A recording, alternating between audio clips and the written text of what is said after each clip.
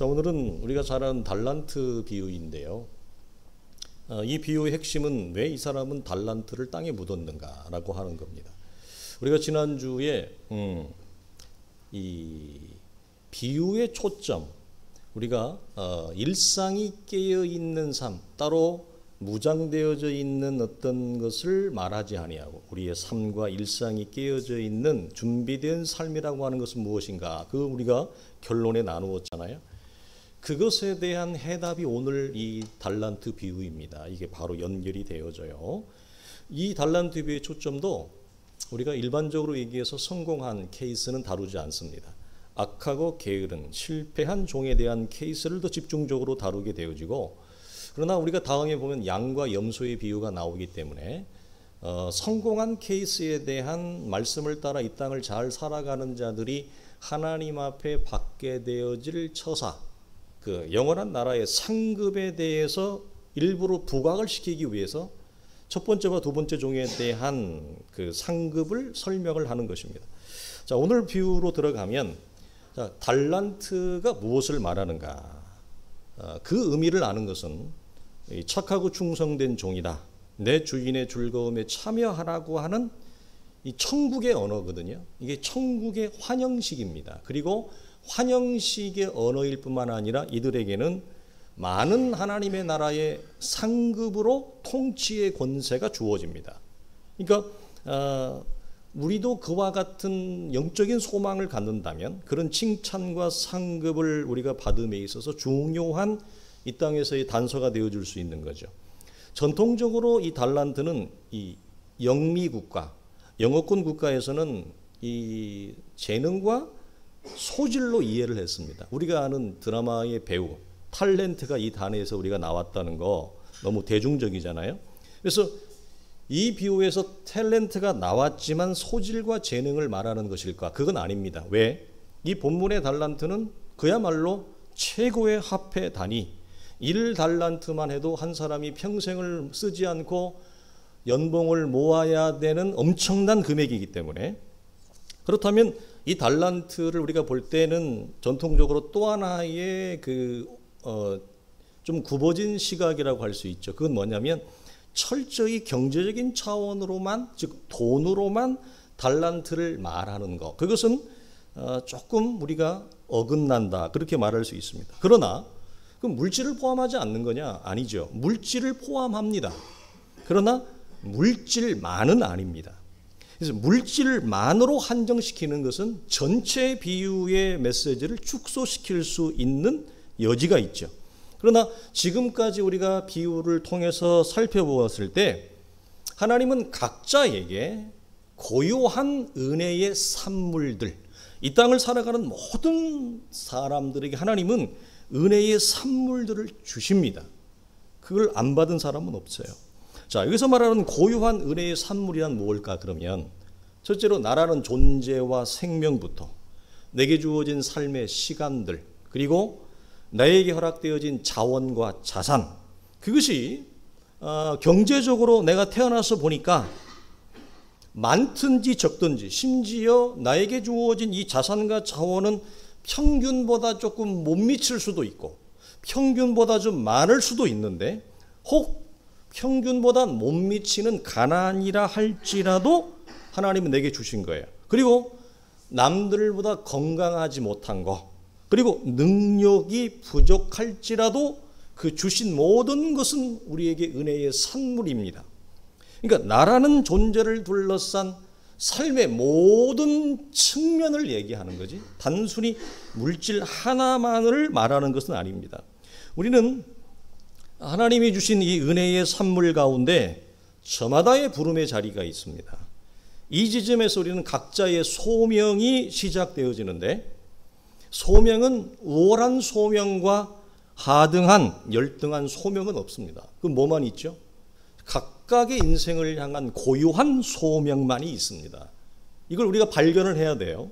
그래서 우리는 그 주어진 자리에서 주신 것으로 어떻게 하나님과 내 삶을 세워가느냐, 그리고 어떻게 섬기냐의 싸움을 다 하는 거예요. 왜냐하면 하나님이 주셨기 때문에 그래요. 각자에게 주시지 않은 건 없기 때문에 결산의 날이 다가옵니다. 그 결산의 날에 주신 분 앞에 주신 것을 가지고 카운트를 하는 거예요. 어떻게 사용했는지. 이것이 오늘 달란트 비유에서 말하는 것입니다. 그래서 우리가 잘 아는 대로 누가복음 12장을 보면 무릇 많이 받은 자에게는 많이 요구할 것이다. 많이 맡은 자에게는 많이 달라고 할 것이다. 그러니까 우리가 볼 때 왜 하나님 나는 조금 줬어요. 저 사람은 많이 준 것 같은데 걱정하지 마세요. 하나님은 여러분 기계적으로 우리에게 요구하지 않고 많이 맡은 자에게는 하나님이 많은 것을 더 많은 것을 요구합니다. 자, 그러면 왜 여기서 달란트라고 하는 최고의 화폐 가치를 주님이 사용했을까요? 이 의미 또한 여러분 상당히 좋은데 그것은 하나님이 우리에게 주시는 것은 항상 최고의 것을 우리에게 주시기 때문에 그렇습니까? 자, 여기에서 일단 여러분은 아멘이 안 되십니다. 하나님이 나에게 최고의 것을 최선의 것을 주셨다고? 우리는 거기서 아멘 할 수 없어요. 하나님은 여러분 다른 사람과 비교할 수 없는 방식으로 항상 최고의 것을 나에게 주십니다. 여러분 아멘입니까? 왜 아멘이 나올까 말까 하잖아요. 여러분 그분의 주심은 항상 옳고 맞다는 차원에서 달란트예요. 그리고 최고의 것을 주시기 때문에 달란트예요. 근데 우리는 도무지 이게 항복이 안 되거든요. 아멘이 안 되거든요. 아멘이 되면 여러분의 신앙은 정말 복된 거예요. 하나님과 정말 관계가 여러분 좋은 거예요. 우리의 슬픔은 이것이 나에게 전혀 아멘이 안 되고 아버지의 최선이 나에게는 전혀 최선의 선물로 보이지 않는다는 데 슬픔이 있습니다. 여기에서부터 우리의 삶은 뒹굴기 시작합니다. 언제까지 뒹굴까요? 최고의 선물인 것을 마음에 우리의 내장에서부터 인정과 수용과 고백이 나올 때 이걸 우리가 뭐라고 하죠? 이게 감사합니다. 이게 감사예요.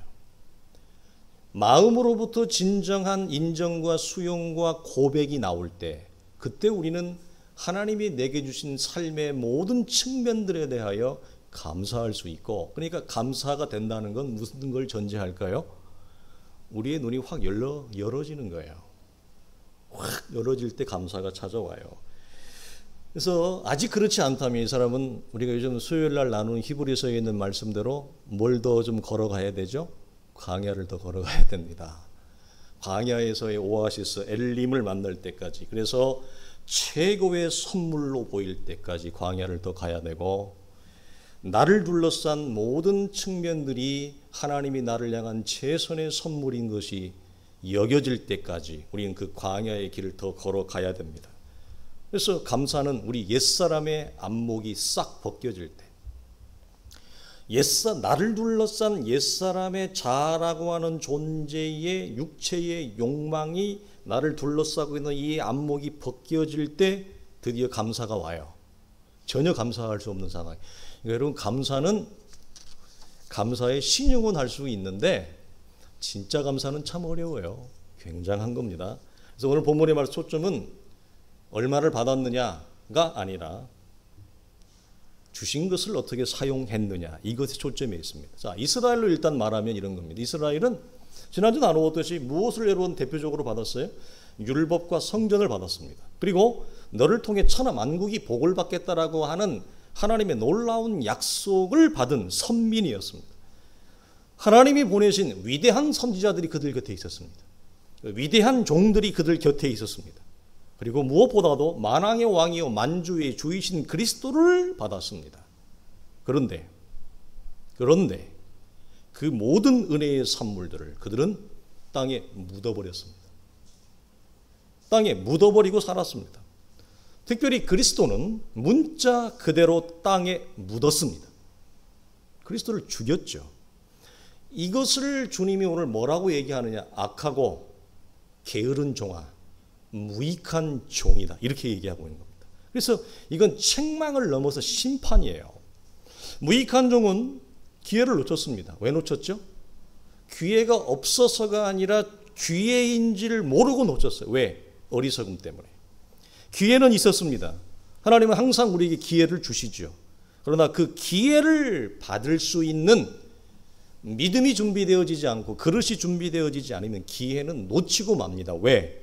기회가 기회로 보이지 않는데요. 영적인 안목이 육체의 욕망 속에 갇혀 있기 때문에 기회가 기회로 보이지 않습니다. 기회가 하나님의 은혜의 선물로 보이려면 믿음의 안목이 열어져야 돼요. 믿음이 준비돼야 돼요. 그래야 돼요. 우리가 시샘말로 얘기하면 신앙이 더 자라야 됩니다. 믿음이 자라야 됩니다. 그래야 기회를 잡을 수 있습니다. 한 번 지나간 기회는 다음의 기회가 올 때까지 시간이 굉장히 여러분 더디 걸립니다. 이스라엘이 홍해를 건너서 이스라엘 가나안으로 갈 수 있는 것은 그 기회를 놓치자 그러면 40년을 돕니다. 이게 우리의 삶에 없다는 보장이 없습니다. 그럼 왜 우리가 그렇게 뱅뱅 도느냐? 잘 묵상해 보십시오. 하나님이 주신 기회를 무엇 때문에 놓친 겁니다. 그게 기회로 보이지 않은 것입니다. 자, 이제 우리는 이런 질문을 던지면서 본문으로 들어가야 되는데요. 첫 번째 이겁니다. 이 사람은 왜 땅에 묻었는가? 두 번째, 원금은 그대로 돌려주었지 않습니까? 그러면 적어도 악하고 게으른 종이다, 무익한 종이다는 말은 안 들어야 되는데 주님은 왜 이 사람을 이렇게 부르냐는 거예요. 돈을 손해본 것도 아니잖아요. 너무한 것 아닙니까? 세 번째, 여러분 이 사람을 볼 때 여러분 잘못한 것이 있어 보입니까? 없어 보입니까? 잘못한 게 없어 보일 수 있습니다. 굳이 말한다면 이 사람은 아무것도 하지 않은 겁니다. 그게 뭘 잘못한 거예요? 아무것도 안 했어요. 지키려고. 자, 돈을 맡았지만 본문에 보면 직접적인 지시가 없었습니다. 어떻게 사용하라고. 근데 이것이 심판을 받을 정도란 말인가? 라고 하는 거. 우리 다양한 질문을 던져보면서 우리의 신앙의 생각의 폭을 넓혀야 됩니다. 그러나 이 부분에서 우리는 누가복음의 도움을 받을 수 있는데요. 누가복음을 보면 정확하게 나와 있습니다. 뭐 하라고? 장사하라고. 준 돈이었습니다. 누가복음 19장을 보면 그 종 열을 불러 은하 10문화를 주며 이르되 내가 돌아올 때까지 장사하라 하니라 분명히 말씀을 합니다. 오늘 본문 말씀 16절을 보면 5달란트 받은 자는 그래서 어떻게 하느냐? 중요한 표현이 있어요. 바로 가서 그것으로 장사하여 5달란트를 남겼다. 그 다음에 17절에 2달란트 받은 자도 그같이 하여 2달란트를 남겼다. 자, 우리가 미루어 보건대. 자, 5달란트 받았던 첫째 형님이 받자마자 바로 가서 비즈니스를 해서 5배를 남겼어요. 둘째 형님도 가서 비즈니스를 해서 남겼어요. 근데 막내인 나는 그걸 보고도 아무것도 안 했어요. 그럼 뭐 했어요, 이 사람은? 땅에 파묻었다는 거예요. 자, 첫째 형님, 둘째 형님의 삶을 보면 이 사람은 이 어마어마한 액수를 어떻게 사용해야 된다라고 하는 방식을 몰랐을까? 알죠. 성경을 보면 모르고 순종, 모르고 불순종이 아닙니다. 대부분 알고 불순종합니다. 그래서 이 주인의 의중을 알면서도 이 세 번째 종은 어떤 이유 때문에 그냥 파묻은 거예요. 이걸 우리가 의도적인 불순종이라 그러죠. 주인은 쓰라고 주었지 땅에 파묻어 두으라고 주시지 않았다 이 말입니다. 자, 그러면 이 무익한 종이 주인의 의중을 알고도 묻어둔 여러분 근본적인 이유가 무엇일까요? 이것을 푸는 것이 오늘 달란트 비유의 핵심입니다. 본문 24절 5절을 보면 단서를 찾을 수 있는데 첫째 단서는 이 마지막 종이 주인에 대해서 하나님에 대해서 설명하는 말씀이 제법 장황하게 나와요. 근데 하나도 안 맞아요. 하나님을 전혀 잘못 알고 있어요. 전혀 잘못 이해하고 있어요. 그러니까 주인이 뭐라고 해요? 네가 나를 그렇게 알았구나. 그러면 이 말은 틀리게 알았다는 말인데 이런 거예요. 네가 아는 것을 기초로 해서 최소한 그러면 사채꾼한테 돈 빌려주는 사람한테 가서 좀 맡겨서 이자라도 가져오지 이 얘기를 했어요. 왜냐하면 예수님 당시에는 지금과 같은 금융권이 없었어요. 은행이 없었어요. 누구만 있었어요. 명동 사채시장, 남대문 시장 뒤에 가서 사채시장 환전하는 사람들, 이런 사람들밖에 없었어요. 그러니까 네가 나를 그렇게 굳은 사람으로, 못된 사람으로 나를 알았다면 네 말대로 사채업자한테 가서 맡겨서 그 이자라도 가져오지 그랬냐, 이 얘기를 하는 거예요. 이게 굉장히 여러분 재미있습니다. 첫 번째 단서는 이분은 예수 그리스도 자신에게 돈을 준 분에 대한 이해가 전혀 틀렸습니다. 이것이 지난주의 말씀 마지막, 너는 나를 모른다, 내가 너를 모른다가 아니라 이 방향의 진짜 초점은 너는 평생 나를 잘못 알고 있었다, 이 얘기를 하는 것이에요. 이게 그대로 이 사람에게 적용이 되죠. 두 번째 단서는 뭐냐면 25절에 두려워서 그랬습니다. 무서워서. 우리가 몇 주 전에 수요일날 나누었으면 성경에 나오는 단일 문장으로 가장 많이 나오는 게 뭐냐? 두려워하지 말라. 이 세상을 살아가면서 두려워하지 말라. 이게 성경에 나오는 단일 문장으로 가장 많이 반복되어지는 말씀이에요. 무서워하지 마라. 담대하게 살아라. 이겁니다. 그래서 다윗이 마지막 유언의 말이 뭔지 아세요? 솔로몬한테 너는 산의 대장부처럼 담대하게 살아라. 우리말로 하면, 애들 말로 하면 이 세상 살면서 쫄지 마. 쫄지 마. 솔로몬아, 한 번밖에 없는 삶 담대하게 살아. 너는 산의 대장부처럼 살거라. 이 얘기를 하는 겁니다. 이런 굉장히 의미 있는 말입니다. 결론적으로 우리가 합산하면 24절, 하나님에 대한 잘못된 이해는 무엇을 가져왔습니까? 불신을 낳았고, 25절, 하나님에 대한 불신은 두려움으로 외면적으로 표출됐습니다. 결국 불신과 두려움이 달란트를 땅에 묻게 한 것입니다. 그러니까 근본적인 원인은 어디 있죠? 하나님에 대한 잘못된 이해. 그리고 그 하나님에 대한 잘못된 이해가 외형적으로 무엇을 가져왔냐? 불신과 두려움을 가져와서 그 불신과 두려움을 가진 이분은 하나님을 신뢰할 수 없기 때문에 이 받은 것을 땅에 묻고 살 수밖에 없었어요. 여러분, 사람은 하나님을 신뢰할 수 없을 때 무엇에 대한 집착이 여러분 생길까요? 사람은 이 땅에서 하나님과의 참된 관계가 이루어지지 아니하면, 하나님 밖에 있으면 사람은 강한 집착과 욕망으로 사로잡히는데, 그것은 소유에 대한 강한 집착입니다. 그건 자연스러운 거예요, 모든 사람이. 그러니까 이 마지막 무익한 종은 하나님과의 참된 신뢰와 관계의 결여, 부족이 하나님이 주신 것에 대한 소유에 대한 전유물로 바뀐 것입니다.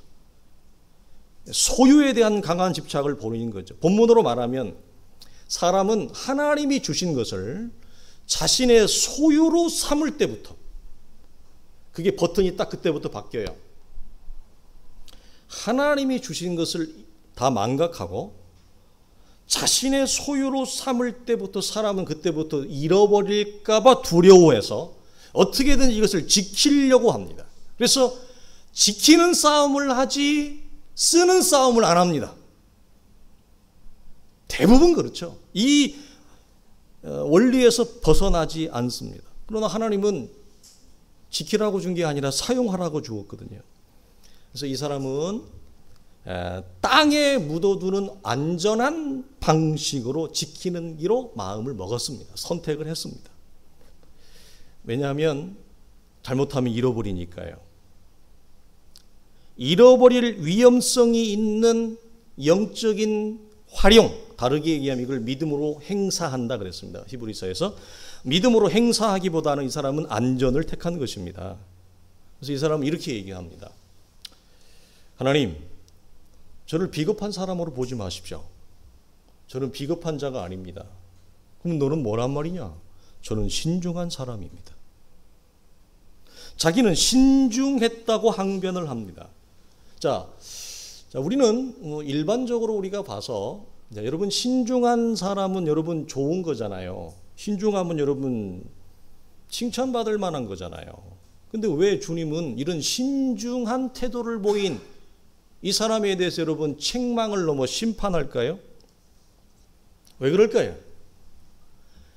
이 사람은 항상 신중하기만 합니다.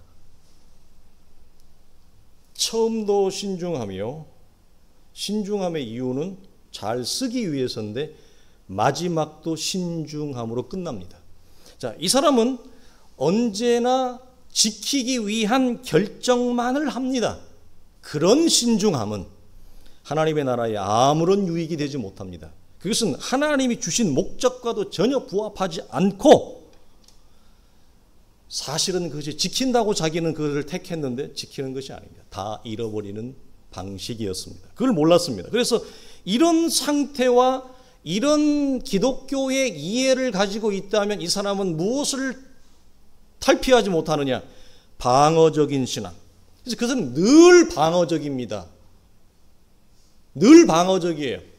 순종을 하는 것처럼 보이지만 전적인 순종이 아닙니다.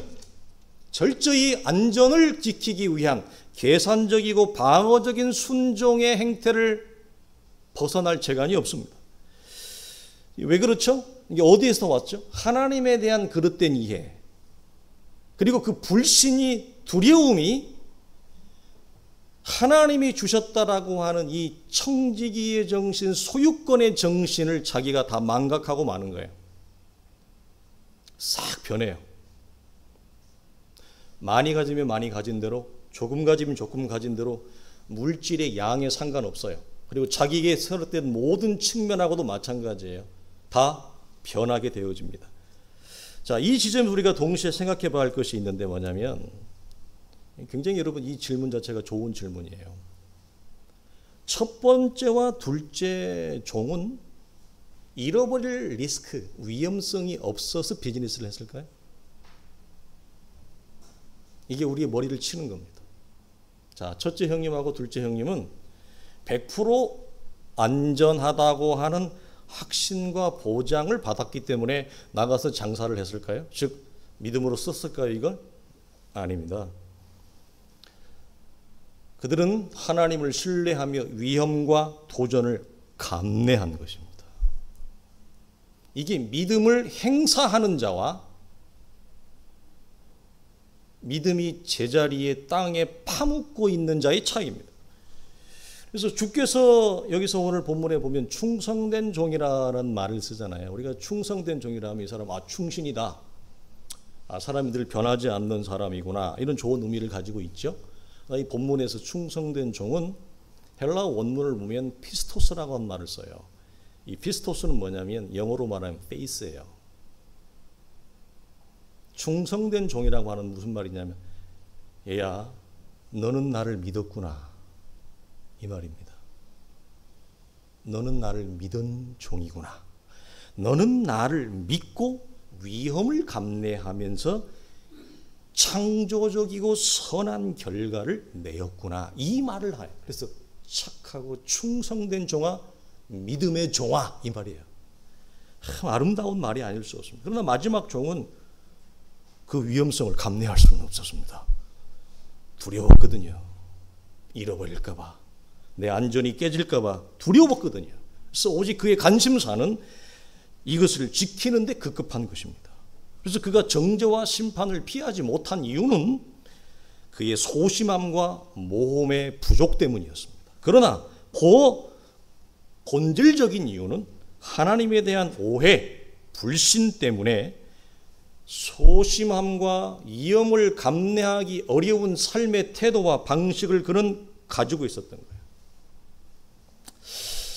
거예요. 여기서 우리가 하나 더 질문을 던져보겠습니다. 만약에 세 번째 종이 첫째 형님과 둘째 형님처럼 나가서 믿음으로 이것을 활용하다가 다 부도가 나버렸어요. 미천을 하나도 못 건졌어요. 홀라당 거지가 돼버렸습니다. 그러면 주님이 뭐라고 할까요? 뭐라고 했을까요? 적어도 무익한 종이라는 말은 듣지 않았을 것입니다. 저는 분명히 충성된 종이라 얘기했을 거라고 저는 확신합니다. 게으른 종이라고 하는 여기 표현이 있잖아요. 이것은 여러분 육체적으로 신체적으로 사람이 게으르다 이걸 얘기하는 것이 아닙니다. 여기서 게으르다고 하는 이 원문을 보면 불신과 두려움 때문에 주저하고 덜덜덜 떨고 있는 사람들, 그리고 뒤로 물러가서 가만히 숨죽인 듯이 보고 있는 상태, 이걸 게으르다 이렇게 얘기해요. 그러니까 육체적으로 게으른 것이 아니에요. 그러니까 이런 형태에 있는 사람은 오히려 육체적으로는 굉장히 부지런할 수 있어요. 왜? 지키기 위해서. 육체적으로는 더 부지런할 수 있어요. 그러나 영적으로는 뒤로 물러나 있습니다. 결국 소심하고 안전한 걸음만을 택하는 방식을 이 사람은 평생 견지하고 있었던 거죠. 그래서 메시지 성경을 보면 이 26절 7절을 보면 재밌는 표현을 했어요. 원래 이 유진 피터슨 목사님의 전공이 셈 언어입니다. 우리 뭐 세머라는 걸 잘 모르지만 이 세머를 하면 고대 언어의 뿌리를 배우는 거기 때문에 헬라 히브리어나 이런 것들을 잘 하게 되어져요. 한번 여러분 잘 들어보십시오. 주인은 경노했다. 그것은 비참하게 사는 길이다. 그렇게 조심조심 살다니 한심하다. 내가 최선을 요구하는 줄 알면서 어째서 너는 최소한에도 못 미치는 행동을 했느냐. 적어도 그 돈을 은행이라도 맡겼더라면 내가 약간의 이자라도 받았을 게 아니냐. 여기서 여러분 이것이 첫 번째 종과 마지막 종의 운명을 가루었습니다. 여러분 믿음으로 산다고 하는 것은 우리가 생각하는 세상의 잡스러운 관념이나 개념과 전혀 다릅니다. 우리는 이 땅의 일반적인 세상을 살면서 내 몸에 달라붙은 불순물 쓰레기 같은 개념을 가지고 성경을 접근할 때가 되게 많아요. 그러니까 하나님을 전혀 잘못 이해하는 거죠. 이 첫째와 둘째 형님은 안전보다는 받은 바 은혜를 믿음으로 담대하게 행사하는 삶의 방식을 그들은 택했어요. 왜냐하면 땅에 묻어두는 것은 도리어 잃어버리는 원리를 그들은 알았습니다. 하나님의 나라의 원리입니다. 반면에 이 마지막 종은 땅에 묻어두는 것이 지키는 것이요 안전하다고 그들은 생각했죠. 그러나 그것은 결국 한 푼도 건지지 못할 뿐만 아니라 원금마저도 빼앗겨 버리는, 그래서 그가 살아온 방식대로 주 앞에 결산할 때 뭐라고 얘기하죠? 너는 영원한 삶의 기회를 잃어버렸다. 여러분, 하나님의 나라의 원리는 비워야 채워지는 원리입니다. 비움과 채움의 원리를 모르면 우리는 한평생, 우리 조금 전에 나누었는데 존재를 위한 방식, 우리의 모든 삶의 몸부림은 무엇을 먹을까 입을까 마실까 존재를 위한, 생존을 위한 싸움을 한평생 살다가 바울이 말한 대로 너는 하나도 가지고 가지 못하리라. 그걸로 끝나요. 그럼 그걸로 끝나느냐? 주 앞에 섰을 때에 내가 살아온 방식대로 주 앞에 아무것도 건짐받지 못하는 삶을 여러분 그대로 연결돼요. 지난주 말씀이 우리가 이 땅에 살아가는 방식은 이미 하나님의 나라와 이미 우리가 깊이 연결되어져 있다, 이 말을 나누었습니다. 여러분, 비움과 체험의 원리를 여러분 잘 묵상하고, 우주의 여러분 신앙적 원리가 아니더라도 이 땅은 여러분 비워질 때 채워집니다. 여러분, 항아리에 계속 물을 담고 있는데 누가 거기다가 물을 들어붓겠어요? 채워지지 않아요. 이 우주의 이치와 순환도. 하나님의 나라의 원리는 더더욱 그렇습니다.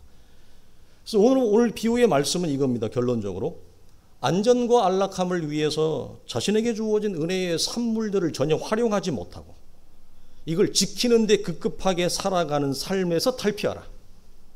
생존을 위한 싸움에서 탈피하라. 무엇을 먹을까 마실까의 싸움에서 탈피하라. 이 얘기를 하는 겁니다. 때로는 위험이 있죠. 첫째, 둘째 형님들 그걸 알았습니다. 있다 할지라도 우리는 담대하게 도전할 수 있는 이유는 무엇이냐? 살아계신 하나님을 신뢰하기 때문에 그렇습니다. 그 하나님을 믿기 때문에 우리는 얼마든지 영적인 활동, 믿음의 행사를 할 수 있습니다. 더욱이 우리 교회와 같은 성질과 성향을 가진 교회들. 그리고 여러분이 저를 100%를 알 수는 없죠. 왜냐하면 저도 저를 잘 모르니까. 그러나 저 같은 유형의 목회자들은 이걸 저도 잘 모르겠습니다만 하나님을 알고 난 이후부터 저는 안전과 안락과 보장되어지는 것들이 싫었습니다. 그래서 힘들고 어려운 교회를 간 겁니다. 일부러. 다 큰 교회 가려고 그러잖아요. 이 자신의 넥스트를 위해서. 그게 보장되니까. 근데 그런 것들이 싫었습니다. 왜 싫었느냐? 하나님이 제게 주신 은혜와 맞지 않았습니다. 맞지 않았습니다. 은혜와 맞지 않았다고요. 그 선택과 결정과 방식이. 그래서 그걸 거절했던 것입니다. 마찬가지입니다. 여러분, 그래서 우리와 같은 이런 프론티어가 있는 프론티어 정신, 개척 정신을 가지고 있는 교회에서는 이런 위험을 감내하며 기꺼이 하나님을 신뢰하며 오늘도 한 걸음을 기꺼이 기쁨으로 내디딜 수 있는 믿음의 역량, 믿음의 인재가 우리 교회는 필요해요. 맨날 계산하고 살피고 이렇게 해서 이건 안 되고 이건 저렇게 해서 안 되고 이건 이렇게 해서 부족해서 안 되고 이건 부족해서 안 되고 아무것도 못해요. 할 수 있는 게 없습니다, 여러분. 뭘 할 수 있겠습니까? 그건 우리는 나의 불신과 나의 두려움 때문에 하나님을 제약시켜버리는 거예요. 그러니까 아무런 우리는 선한 결과를 그렇게 되면 만들 수 없죠. 그래서 여기서 영적인 활동이란 뭐냐? 하나님이 내게 주신 은혜에 맞는 창조적이고 새로운 일들을 만들어가는 내 삶의 총체적인 영역과 일들을 말하는 거예요. 단 한 가지 한 종목이 아니라고 하는 겁니다. 그러나 어떤 분들은 받은 은혜는 좋습니다.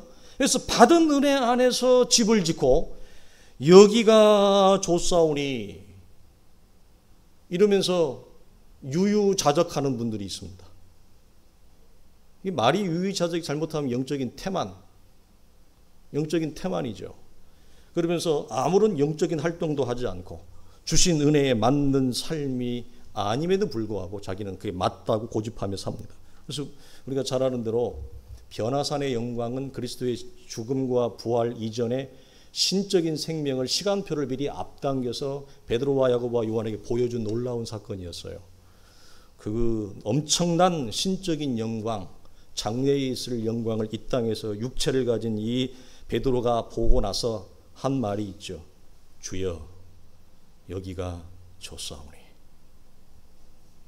하나는 주를 위하여, 하나는 모세를 위하여, 하나는 엘리야를 위하여 우리가 짓고 여기다 집을 짓고 이 평안함과 안락감과 이 은혜에 취해서 여기서 살겠습니다. 그러니까 주님이 그래라. 그렇게 사는 거다 그랬나요? 허튼 소리 하지 마. 내려가자. 주님은 전혀 허락하지 않았어요. 내려가서 너에게 주어진 일을 해라. 내려가서 저 아픈 자가 있다. 내려가서 신음하는 자가 있다. 우리의 손이 필요한 자들, 나의 은혜가 필요한 자들이 있다. 내려가라. 은혜는 좋으니까 은혜 받는 그 은혜의 테두리 안에서 범주에서 취해서 만족하고 안위하고 집을 짓고 사는 거 주님은 원하지 않았습니다. 내려가라고 그랬죠. 영광을 본 것으로 취해 있지 마라. 만족해 있지 마라. 너는 내려가서 내게 준 은혜를 믿음으로 행사하라. 이것이 교회가 절처럼 산속에 있지 않고 사람들이 살아가는 길거리 위에 있는 이유입니다. 길 속에 있는 이유입니다. 그래서 교회 이름을 길 위에 교회라고 지은 교회도 많아요. 아름다운 거죠, 여러분. 내게 준 은혜를 땅에 묻어두고 살지 말라는 얘기잖아요. 이 놀라운 영광과 은혜를 받았으면.